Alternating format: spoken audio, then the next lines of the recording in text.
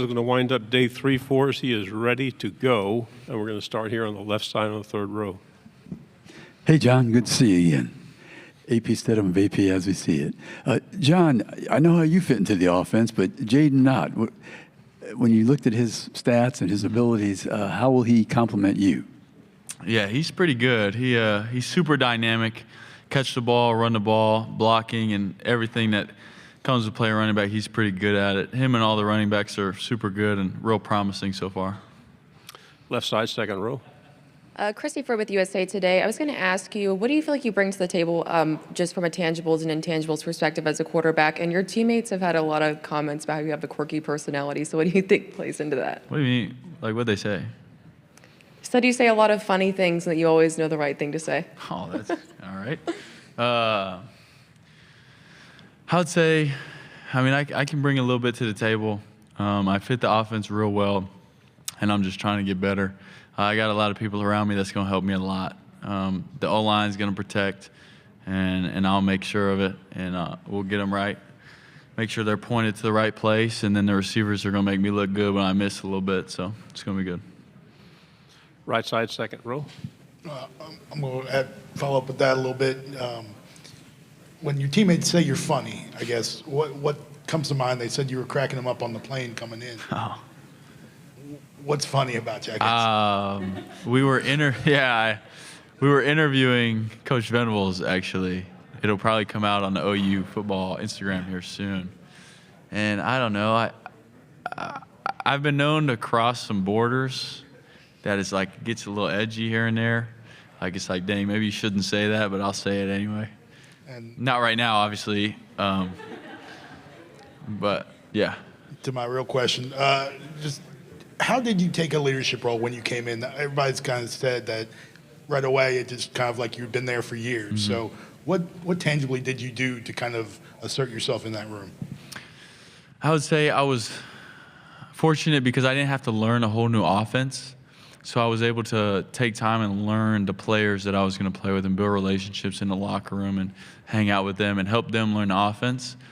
Because building relationships is the most important thing to leading. You can't lead people you don't know, and they're not going to trust you if they don't know you. So that was super important to me, and then they embraced me. It wasn't all me.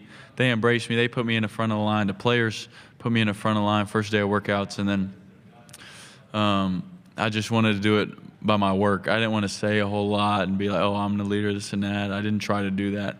I just wanted to work as hard as I could and prove to them that I was capable of leading.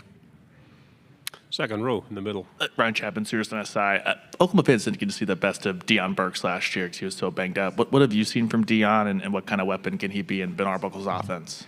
I'm super proud of Deion. He had a rough year last year on and off the field, but he's super promising. He cares a lot about football, and he cares a lot about the Sooners. I'm super happy for him and proud of him, just where he's came and with his body and his mind. And he knows the game of football a lot better this year than he did last year, and super proud of him, and I'm really excited to play with him. Fourth row, and then pass it to your left. I know Oklahoma's not in the SEC special, but I was wondering if you're excited to see it once it comes in August. It's August 5th, right? Yes. Yeah, well, I am, but it's fall camp, so I don't know how much I'll be able to watch, but I am excited that it's coming out. Okay, stay on the fourth row. I was just wondering, what kind of legacy would you like to leave at Oklahoma? I don't think about the word legacy a whole lot. I would like to say I'd like to win a lot of games and do it by playing as hard as I can, and I'll let the legacy happen however it should. You win, good things happen. So I just want to win a lot of games. Left side, second row. John, what do you feel like a quarterback in the modern era on the field outside of leadership is supposed to be, and how do you align with that? What do you mean? Sorry. Just the modern era of quarterbacking in terms of mobility and things of that nature. Oh, I think it's shifted to a more athletic style of play, and they say there's 2 plays in each play. If the first play don't work, you got to be able to make a second play and react, and it's super important. And it adds a whole nother layer to the defense, and it makes it a lot of fun for me and the rest of the offense. It's super frustrating for Coach Venables in practice too. No, I'm just kidding. But it's fun. I'm blessed to have that ability. on the second row, and then we'll pass it across. John, speaking of defenses and Brent Venables, has it been like going up against one of the best defenses in the SEC in practice over the last few months? It's been challenging, but it's made me a lot better. It's not easy to go against that good of a defense every day because you got to come with it every day. And I try to, and this offense does, but it doesn't make it easy. Like, they're good, and schematically they're good and confusing, and then they got good players. So you add that together, and it's not real easy, especially for offenses trying to learn. We don't even know that. So it was a lot of fun. John Williams, Sooners Wire, USA Today Sports. You've got a lot of new faces at wide receiver. How is that looking? Jermichael Carter came in the spring transfer portal. What's your impression of him so far? I really like J-Mike. J-Mike loves being a Sooner, and he loves being in the building. With all of them, it's been very promising. We spent a lot of time together on and off the field, spending a lot of time throwing the ball to each other and just learning how I think and how they think and what they like to run, what they don't like to run, and how it should be ran. We still got room to go, of course, but we'll get there. Right here, second Yeah, row. Barry Trammell, Tulsa World. A lot of people have compared you to Baker Mayfield. You've brought up Baker on your own at times. Do you accept that? That's a little bit of a high status in Oklahoma, Yeah. being compared to Baker Mayfield. Do you accept that challenge or enjoy that status that people think of you as, a worthy successor to Baker? Yeah, I mean, it's an honor to be compared to him.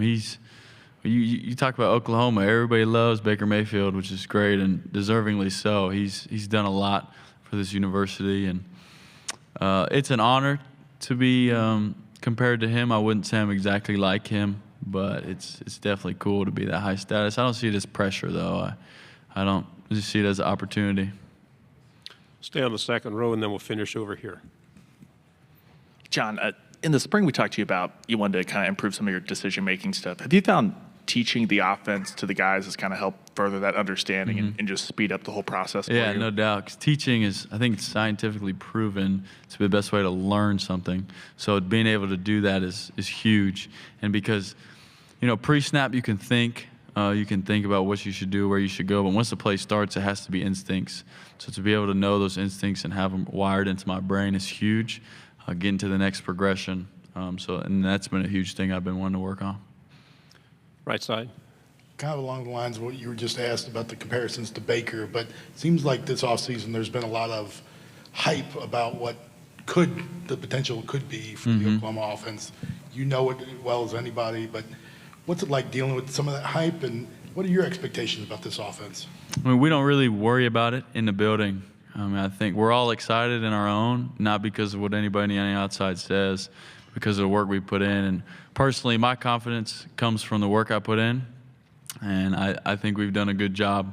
And I think we're going to do some good things. We got a lot of good players, and it's going to be a lot of fun to watch.